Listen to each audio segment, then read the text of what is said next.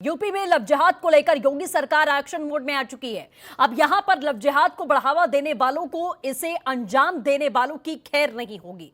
इस बारे में सीएम योगी आदित्यनाथ ने खुला ऐलान कर दिया है और खुले तौर पर चेतावनी दे दी है।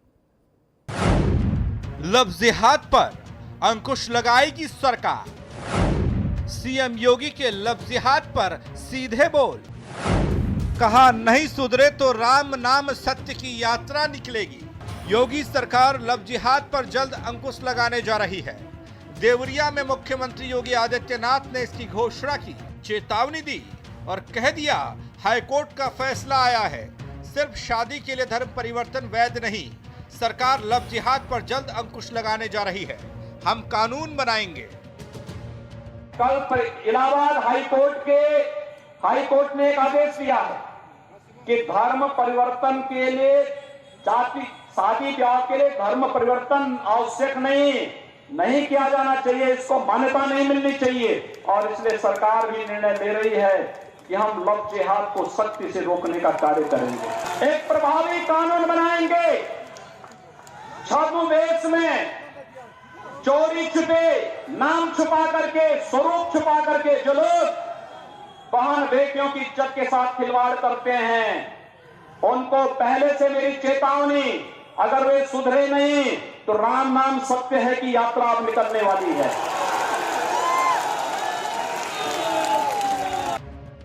मुख्यमंत्री योगी आदित्यनाथ ने चेतावनी दी और कहा जो पहचान छिपाते हैं, बहनों के सम्मान के साथ खिलवाड़ करते हैं, आप नहीं सुधरते तो आपकी राम नाम सत्य यात्रा निकलेगी।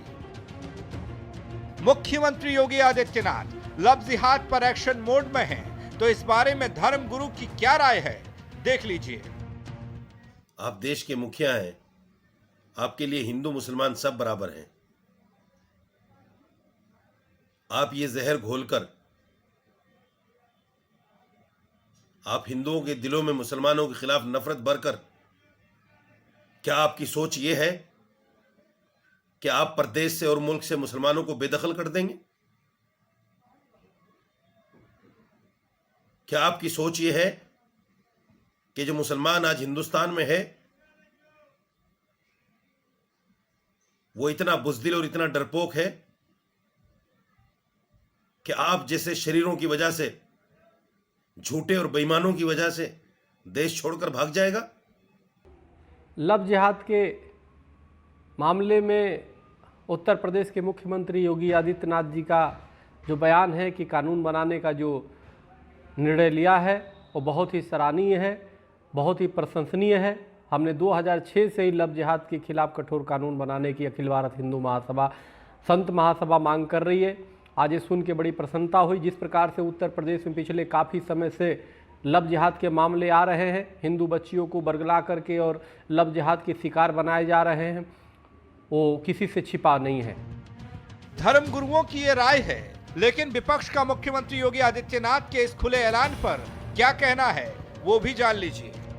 मुझे एक बात समझ नहीं आती है कि मुख्यमंत्री जी इस तरह की बातें जब चुनाव आते हैं या चुनावी रैलियां होती हैं उसी में क्यों करते हैं। अगर इस तरह की घटनाएं हो रही हैं तो ये किसका काम है? ये सरकार का काम है, ये मुख्यमंत्री का काम है कि उनको कंट्रोल करें। अगर अपने 3.5 साल से ज़्यादा के कार्यकाल में वो इस तरह की चीज़ों पर पाबंदी नहीं लगा पाए तो मैं समझता हूँ कि ये उनकी असफलता है। अगर वो कोई कानून लाना चाहते हैं तो लेकर आएं, लेकिन सिर्फ इलेक्शन में वो मुद्दा बनाएंगे तो मैं समझता हूँ कि ठीक नहीं है।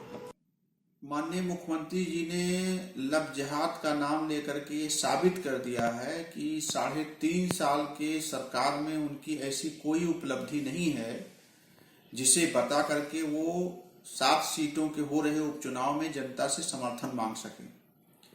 भारतीय जनता पार्टी और उनके मुख्यमंत्री और प्रधानमंत्री जी को जब भी चुनाव आता है तब पाकिस्तान, लव जिहाद, तबलीगी जमात, PFI, यही लोग उनके असली मित्र हैं और यही लोग उनके मददगार होते हैं।